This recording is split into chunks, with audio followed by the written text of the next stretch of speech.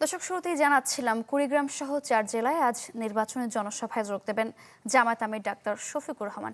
এ নিয়ে আরও খবর জানবো। কুড়িগ্রাম থেকে যুক্ত হচ্ছেন সহকর্মী গোলাম মাওলা সিরাজ। 11টায় জনসভা হওয়ার কথা রয়েছে।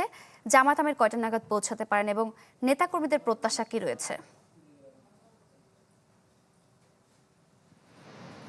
সারিকা, এখানে বলা হয়েছে যে সকাল ৯টা থেকেই মূলত জনসভার কার্যক্রম শুরু হবে। যদিও আমরা দলীয় সূত্রে জেনেছি যে 11টা নাগাদ ইসলাম জামাত ইসলামীর যে আমির রয়েছেন তিনি কিন্তু এখানে উপস্থিত হবেন। আমরা এমনটা শুনেছি দলীয় সূত্রে।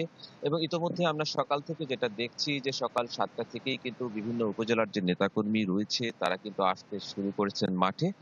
আমরা যেটা জেনেছি দলীয় নেতৃবৃন্দের মাধ্যমে যে তারা আশা করছেন যে জেলার যে ৯টি উপজেলা রয়েছে, অর্থাৎ 4টি যে সংসদীয় আসন রয়েছে, এই 4টি সংসদীয় আসনের তাই সবসময় জীবাণু থেকে 10 গুণ বেশি সুরক্ষিত থাকতে ডেটল হ্যান্ড ওয়াশ।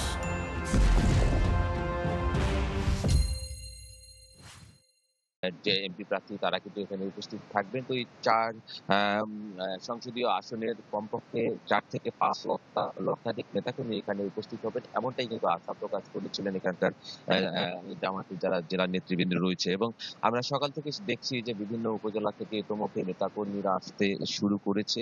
এবং গত দুদিন থেকেই যে কুড়িগ্রামের যে সরকারি কলেজ মাঠ রয়েছে, কলেজ মাঠ কিন্তু প্রস্তুত করছিলেন তারা, এবং আজকে একেবারে প্রস্তুত নেতাকর্মী আসতে শুরু করছে। এবং 11টায় আমরা সর্বশেষ যেটা জানি যে 11টার মধ্যেই কিন্তু আসলে শফিকুর রহমান এখানে আসবেন। একই সাথে এখানে হাসরাত আব্দুল্লাহর আসার কথা রয়েছে, এবং আক্তার হোসেনের আসার কথা রয়েছে, সাদিক কায়েমেরও আসার কথা রয়েছে।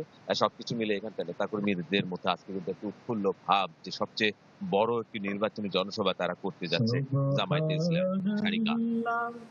সিরাজ, ধন্যবাদ আপনাকে।